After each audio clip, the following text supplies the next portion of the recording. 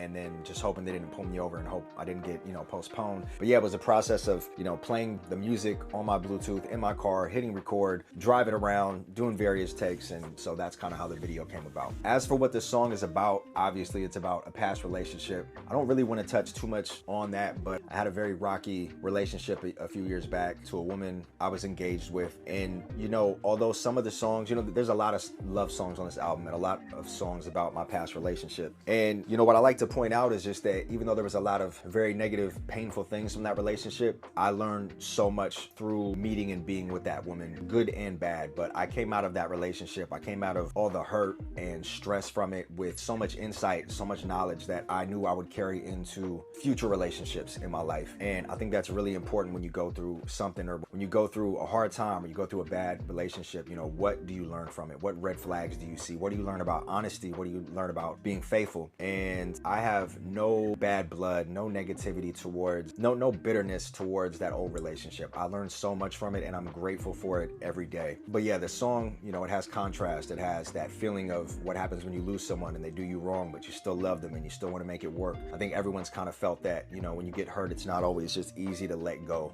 You know, ideally, if you know someone's hurting you and they're going to continue to do it, you want to dead that and move on, but that's not really the way you feel. And there's a lot of back and forth with relationships and truly loving someone, but truly getting hurt and disrespected by them. But like I said, even though I know how it looks in a lot of the songs, talking how I talk about having regret and all these things, but really there's not much regret from any of it. I learned so much and it really did carry on to future relationships.